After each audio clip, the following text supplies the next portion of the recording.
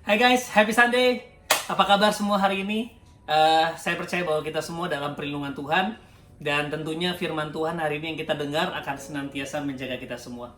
Dan di tema bulan ini kita punya tema baru, yaitu The Mind of Christ. Ya, kemarin minggu lalu kita sudah belajar dari Bang Yordan bagaimana frame cara Kristus berpikir.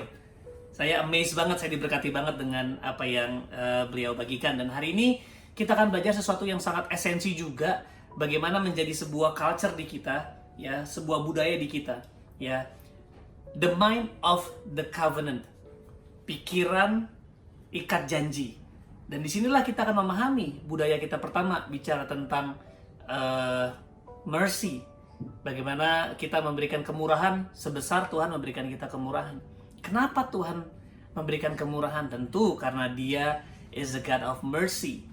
Tapi tentu Tuhan punya cara berpikir. Kita nggak mungkin bisa menyelami semuanya, tetapi a glimpse of His way of thinking kita bisa pelajari. Ya, pikiran manusia sama Tuhan tuh jauh banget, jauh. Ya, nggak terbayangkan ya jaraknya.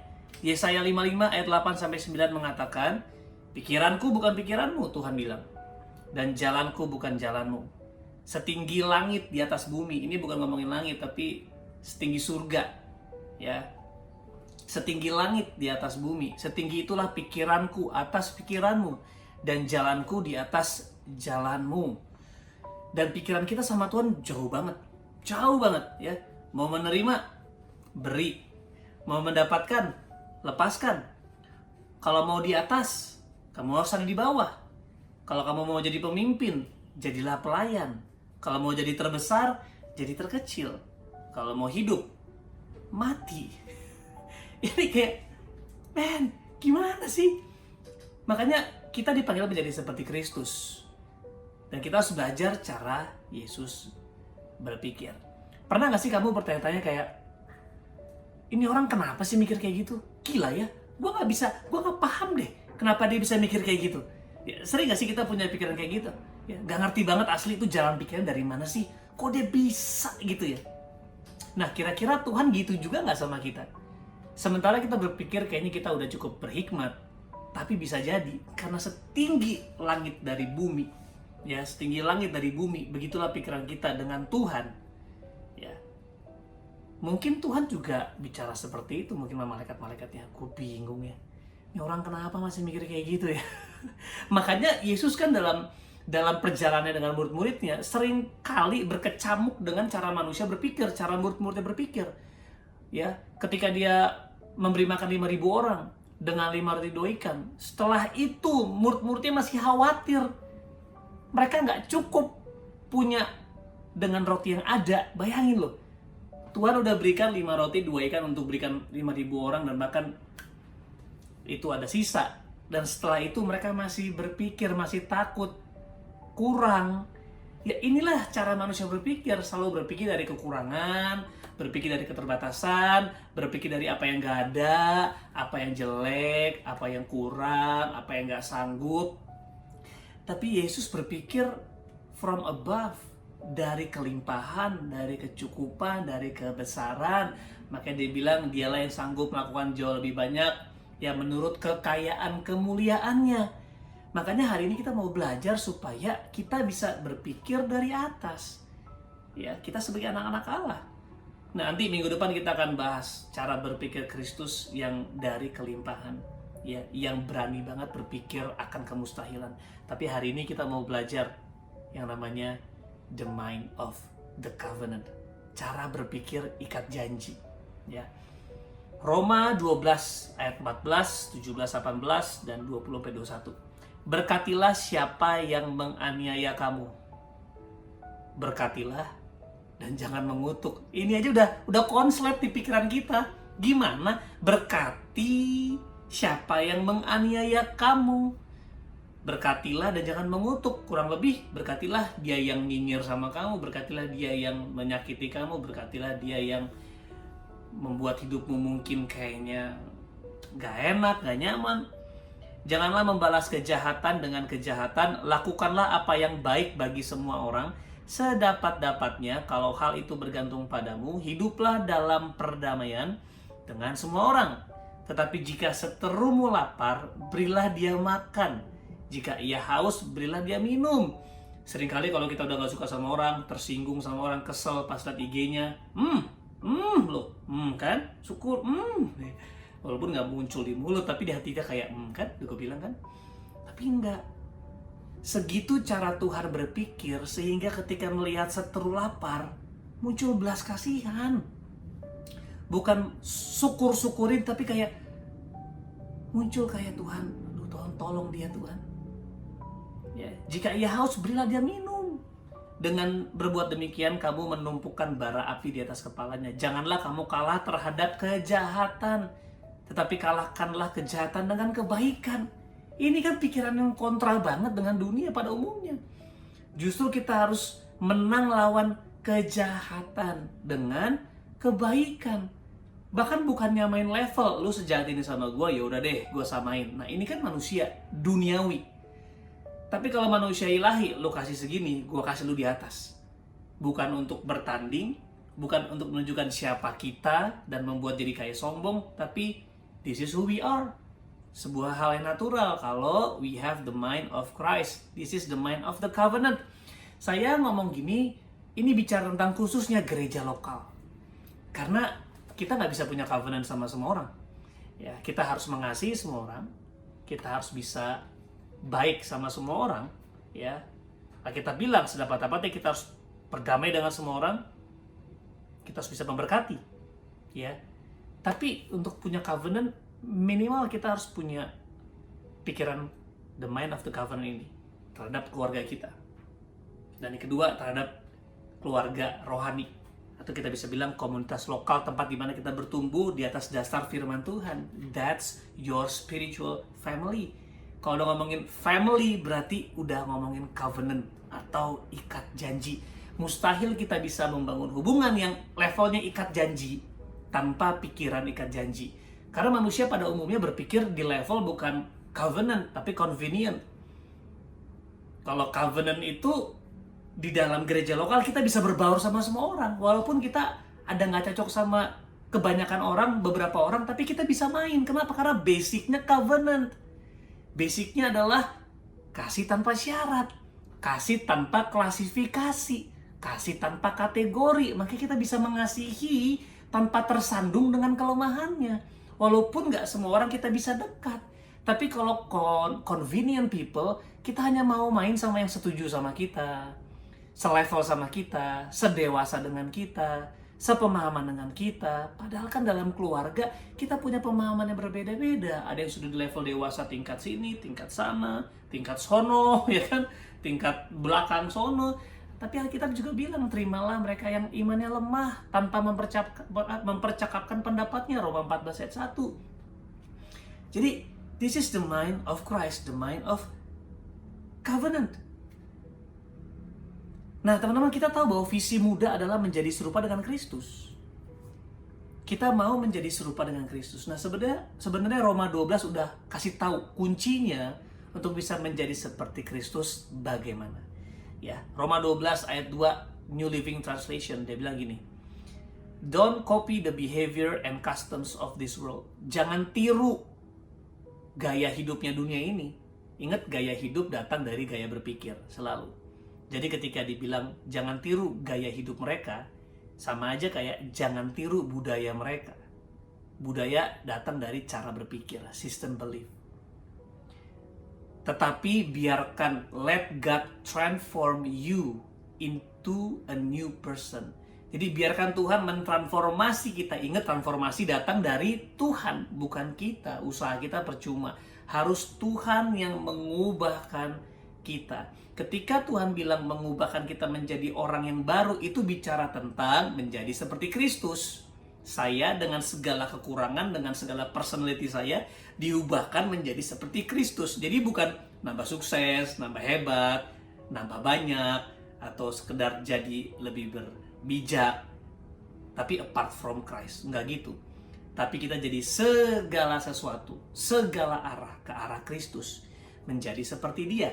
Jadi ketika Alkitab mengatakan let God transform you into a new person, itu bicara tentang menjadi seperti Kristus. Tapi dia bilang kuncinya di sini, let God transform you into a new person by. Memang bukan usaha kita, tapi ada bagian kita di situ.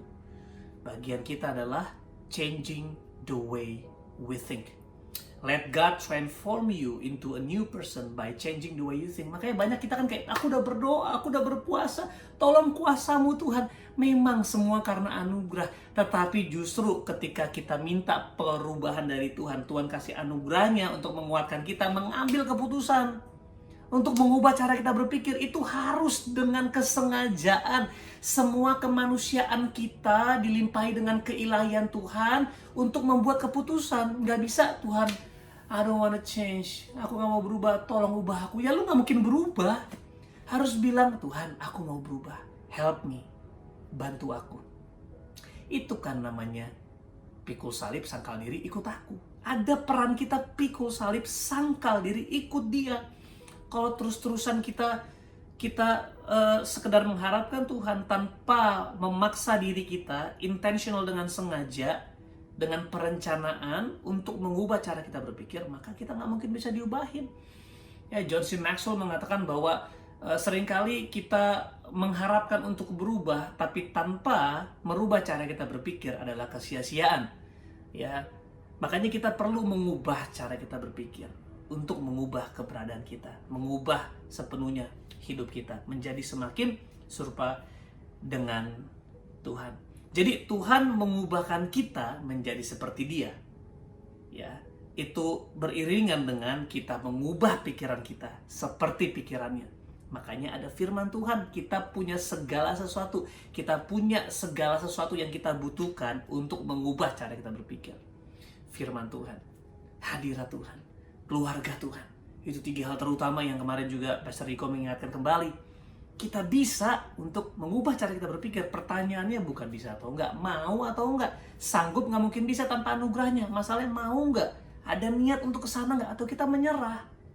Akhirnya kita terkungkung dengan pikiran tadi yang berpikir dari kekurangan, keterbatasan, ketidakmampuan. Tapi kalau kita mau untuk belajar berpikir seperti Kristus, kita akan diubahkan seperti Dia. Dan salah satu yang kita bahas hari ini adalah mengubah cara berpikir dari convenient thinking menjadi covenant thinking. Dari the mind of the convenient menjadi the mind of the covenant. Orang-orang yang convenient, ya kalau suka, kalau sepakat, kalau setuju, kalau bikin gua enak, me, dan me, baru kita main bareng deh. Tapi kalau covenant berbeda, kita mau belajar dari Yesus, ya. Pernah nggak sih teman-teman, ya, dengar kalimat gimana kita mau fight kalau dia nggak fight? Ya itu terlihat betul, tetapi lu tahu nggak bahwa Tuhan fight di saat lu nggak fight? Lu sadar nggak kalau Tuhan datang sama hidup lu sementara kita lagi menjauh dari Dia? Because covenant is the idea of God. Covenant is the goal of salvation. Kenapa Dia mati di kayu salib? Untuk mengembalikan hubungan kita. Segitunya Tuhan fight for the covenant. Padahal kita nggak mau fight. Kita lihat di Roma 5 ayat 8. Akan tetapi Allah menunjukkan kasih-Nya kepada kita oleh karena Kristus telah mati untuk kita ketika kita masih berdosa. Jadi di saat kita nggak ada niat untuk berubah, Tuhan udah duluan mati buat kita. Dia nggak nunggu kita ada bikin aksi. Kan kita sering bilang kan kayak, ya dia juga ngapa-ngapain, dia juga nggak respon, dia juga diam-diam aja. Kadang-kadang kita membuat sebuah asumsi-asumsi, kita membangun sebuah asumsi untuk memperkuat niat kita untuk tidak berhubungan. Atau ini dia, memperkuat niat kita untuk mementingkan diri kita. Nah teman-teman tahu nggak bahwa God is willing to die to protect the covenant. Tuhan rela mati untuk menjaga covenant. Nah teman-teman, kita sering banget gagal protect the covenant karena kita memilih untuk protect ourselves. Tapi kan Alkitab bilang kita harus menjaga hati kita. Betul, gue setuju. In some case, kita harus menjaga hati kita dan menjaga jarak dengan orang. Tapi kalau itu keluarga lo akan menjaga batas jarak to protect the covenant. Untuk kembali bisa mengasihi, mungkin dari jarak, perdekat lagi, dan kita main di situ. Tapi masalah gini, seringkali kita jadikan itu excuse. Walaupun dalam beberapa case saya juga ada blog Instagram, saya ada menjauh dari beberapa orang karena saya lihat, aduh hati saya terluka. Tapi bukan untuk menjaga hati saya goalnya. Saya menjaga hati saya untuk menjaga covenant antara saya sama dia. Nah masalahnya gini, kalau terus-terusan kita menjauh dari orang ini, sampai lu akhirnya temenan sama orang-orang yang lu bisa kontrol. Lu temenan sama orang-orang yang lu bisa kendalikan. Kita temenan sama orang-orang yang bisa di bawah pengawasan kita. You're acting like God. Kita menjadi judge, kita menjadi hakim. Nah, itu akan jadi masalah.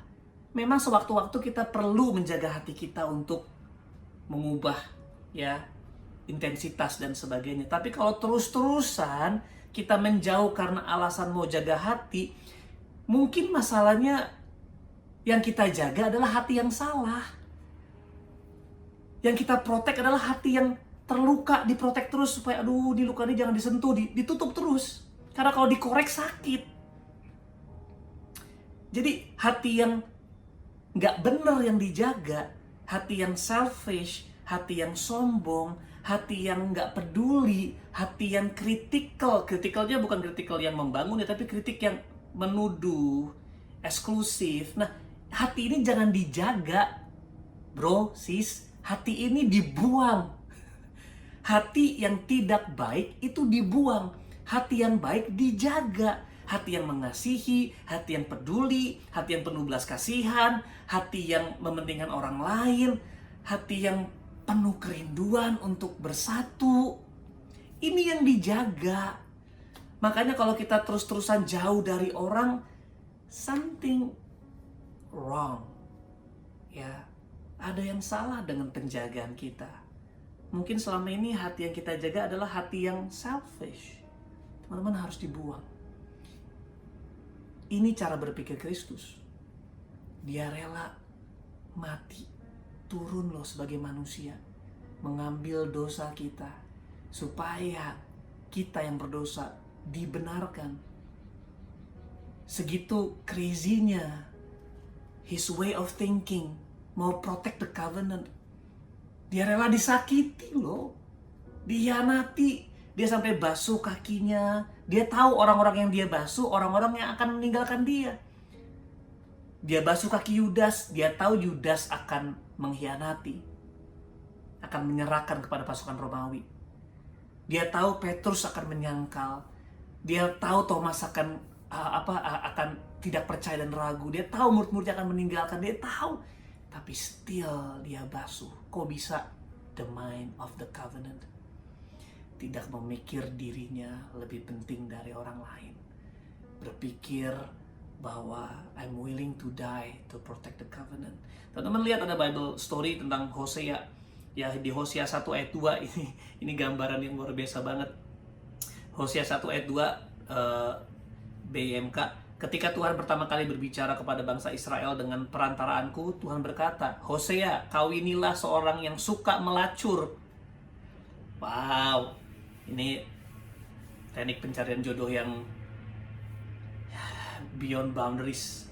Tuhan bilang, ayo cari orang yang suka melacur. Dan anak-anakmu juga akan menjadi seperti dia. Umatku sama seperti istrimu itu. Mereka tidak setia kepadaku dan meninggalkan aku. Singkat cerita, Hosea akhirnya mendapatkan Gomer, seorang yang suka melacur. Lalu mereka menikah, mereka punya 3 anak. Ya di situ ya, Yizreel, Lo-Ami, Lo-Ruhami. Setelah itu Hosea mendapatkan istrinya melacur lagi, pergi tinggalin keluarganya. Bayangin, akhirnya di situ Hosea merawat anak-anaknya tanpa istrinya. Tetapi Tuhan di pasal 3 dia ngomong lagi sama Hosea.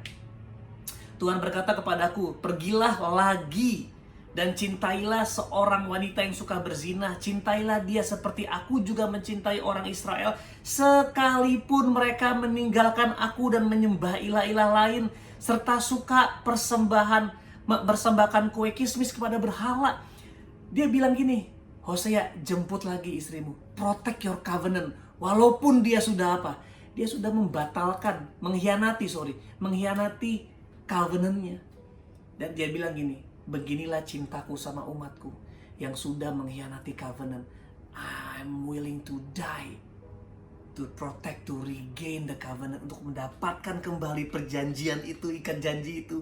Wow! Teman-teman, kita sebagai tubuh Kristus, ini kalau kita berani hidup kayak gini, we will surely 100%, I'm very convinced, gue yakin banget, we will change the world. Kita akan mengubahkan.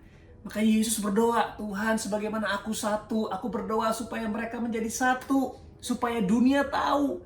Jadi penginjilan yang luar biasa, khotbah yang luar biasa, worship yang luar biasa, never change the world kalau tidak ada unity. Makanya kita punya culture yang kedua, unity in worship. Di mana Tuhan mencari penyembah dengan roh dan kebenaran. Dengan rohnya siapa? Rohnya Kristus. Kalau teman-teman boleh pelajari Roma 8, dipimpin dengan roh Kristus, bicara tentang dipimpin oleh pikiran Kristus yang datangnya dari roh.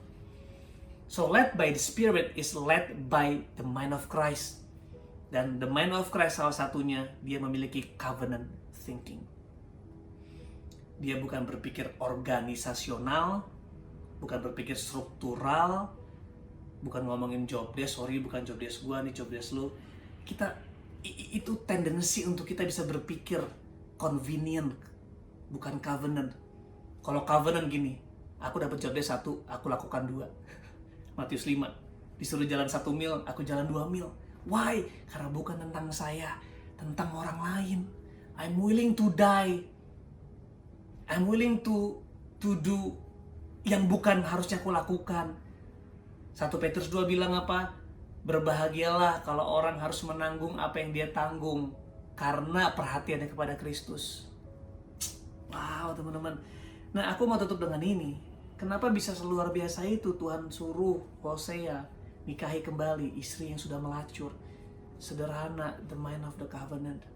Berbeda dengan cara convenient. Kalau udah ngelacur lagi, berkhianat, tinggalin aja, nggak layak. Tapi ini beda.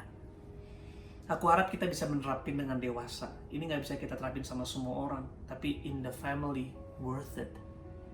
Ya, ini berharga banget untuk kita rayakan, celebrate, embrace, dan kita lakukan bareng-bareng. Kenapa? Karena the mind of the covenant akan menghasilkan the eye of the covenant. Pikiran ikat janji menghasilkan mata ikat janji, cara pandang ikat janji. Coba kita lihat ya, kenapa Tuhan segitunya. Sekali lagi, gak ada yang baik dari kita di luar Kristus. Gak ada. Gak ada yang baik di luar Kristus. Ya, jadi ketika Tuhan melihat kita, dia bukan melihat kita baik, tapi dia melihat kita dari kacamata kebaikannya, dari pikirannya. The mind of Christ, the mind of the covenant. Allah adalah kasih. Dari pikiran kasihnya, melihat dengan kasih. Orang itu bobrok memang, tapi cara Tuhan melihat dari kacamata kasihnya. Makanya the mind of Christ produces the eyes of Christ. Ya, mata Kristus. The mind of the covenant menghasilkan the eye of the covenant. Mazmur 139 ayat 17-18. Betapa berharganya pikiranmu. Ini dari New Living Translation, aku terjemahin ya. Betapa berharganya pikiranmu tentangku, Tuhan. Wow. Wow. Ya, betapa berharganya pikiranmu tentangku, Tuhan. Tidak terhitung banyaknya. Aku tidak sanggup menghitungnya seperti banyaknya pasir di pinggir pantai. Teman-teman, aku punya mentor di Singapura itu pernah ngitung. Dia pernah dia pernah membaca seseorang yang menghitungnya dengan, menurut sains aku kurang tahu. Diambil pasir itu, dihitung. Satu genggaman ini dia bilang itu ada 300.000 butiran pasir. So bayangin, ini baru satu genggam pasir, udah 300.000 pikiran yang baik tentang kita di mata Tuhan. Sedangkan Alkitab mengatakan, Daud bilang apa? Betapa berharganya pikiranmu tentangku ya Tuhan. Padahal Daud manusia berdosa loh. Tidak terhitung banyaknya, aku tidak sanggup menghitungnya. seperti banyaknya pasir di lautan. Artinya teman-teman, kalau kita memiliki pikiran Kristus, kita mau memandang orang, kita nggak akan kehilangan hal yang baik. Masalahnya kalau pikiran kita sudah jahat, hati kita sudah jahat, convenient itu jahat loh. Kalau kita bilang gini, kalau engkau hanya bisa mengasihi orang yang mengasihi kamu, pemungut cukai juga bisa. Tuhan menghubungkan, kalau kita mengasihi dengan yang mengasihi kita, orang paling berdosa pun, orang paling hina pun bisa melakukan itu. Pemungut cukai pada zamannya disamakan dengan pelacur. Artinya, kalau lu cuma bisa mengasihi sama yang mengasihi lu jahat. Itu maksudnya, lu jahat. Kenapa? Karena anugerah yang Tuhan kasih ke kita itu besar. Ujungnya cuma apa? Mengasihi. Yang menguntungkan kita jahat. Teman-teman, ini jahat banget. Kita mengkhianati anugerah Tuhan. Paulus bilang anugerah yang Tuhan berikan tidak menjadi sia-sia. So guys, the mind of Christ itu melihat setiap manusia berharga segitunya sampai tidak pernah kehilangan hal yang baik. Kalau cuma gara-gara satu kekurangan, dua kekurangan kita jadi melihat orang itu kurang, masalahnya bukan ada di orang itu, di pikiran kita yang masalah. Bill Johnson pernah bilang gini, kalau kita sudah mulai bisa mengkritisi orang itu jelek, kita sudah kalah dalam pikiran kita. Kita sudah kalah dalam pertarungan pikiran kita. Kita gagal untuk berpikir seperti Kristus. Pikiran Kristus tidak mengkompromikan dosa. Tidak, tapi lebih lagi tidak mengkompromikan kasih. Justru kasih menutupi banyak pelanggaran. Dia nggak membuka pelanggaran, dia menutupi, menebus. Wow. So the mind of the covenant will produce the eyes of the covenant. Yeah, the eyes of the covenant will produce the behavior of the covenant. Pikiran Kristus menghasilkan, pikiran covenant, ikat janji, menghasilkan pandangan ikat janji. Pandangan ikat janji menghasilkan gaya hidup atau sikap ikat janji. Dan sikap ikat janji menghasilkan komunitas ikat janji. Menghasilkan covenant community, and this is the house of God. Kita bilang di atas batu karang ini, batu karang itu apa? Covenant antara Bapa dan Anak. I will build my church, dan pintu alam maut nggak bisa menahannya. Alam maut bicara tentang dosa, bicara tentang kemiskinan, bicara tentang sakit penyakit, ya.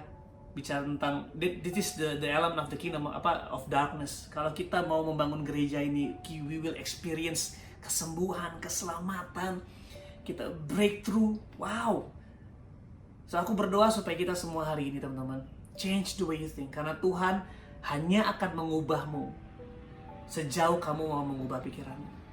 Dimulai dari punya pikiran ikat janji yang melihat setiap orang dari keberhargaan, bukan dari kekurangan. Karena itulah pikiran Kristus yang bisa melihat segala sesuatu dari keberhargaannya. Kalau kita hari ini sedang jalan, kita lihat sebuah lahan. Nah, ada satu kebun dengan pohon-pohon mangga, tapi ada satu cuman kebun aja, nggak ada apa-apanya. Pasti kita pilih kebun mangga dengan pohon mangga, udah jadi. Tapi teman-teman mau nggak dipercayakan sebuah ladang cuman dengan benih mangga? Kebanyakan orang mau dipercayakan pohon mangga, kebun mangga, tapi sedikit orang yang mau dipercayakan benih mangga. Karena benih harus ditanam, butuh waktu, dalam, butuh terpecah. Terpecah dia harus mengakar dulu, baru dia naik ke atas. Kita baru jalan 4 tahun, kita masih benih guys, belum kelihatan. Bahkan yang kelihatan yang kurang-kurang. Mau gak kita setia build this culture dengan pikiran ikat janji, dengan penglihatan pandangan ikat janji yang sanggup mengubahkan sikap kita dan menjadikan kita covenant community. Supaya apa? Di atas batu karang ini, di atas ikat janji ini, Yesus membangun jemaatnya, kita, dan pintu alam maut gak bisa menahannya. Saya percaya banget, this is the key. Yang lain cuma aksesoris, yang lain cuma tambahan. Kalau ini kita bisa jaga, we will change the world. Kita akan mengubahkan dunia, dimulai dari Indonesia. Kita berdoa yuk. Tuhan Yesus, terima kasih untuk ikat janji yang Tuhan jaga supaya kami bisa menjadi milik-Mu, kami menjadi umat-Mu, kami menjadi anak-Mu. Terima kasih, berkati keluarga ini muda Tuhan, supaya kami bisa terus membangun covenant dengan pikiran covenant, dengan cara pandang covenant, dengan sikap covenant. Bless us, Lord. Help us to change the way we think. Roh Kudus bantu kami. Tanpa Engkau, tanpa firman-Mu, tanpa teman-teman kami mustahil bertumbuh. So, help us, Holy Spirit. Terima kasih. Di dalam nama Yesus kami sudah berdoa dan siap untuk membangun hubungan ikat janji dengan pikiran ikat janji. Amin. God bless you guys. Happy Sunday.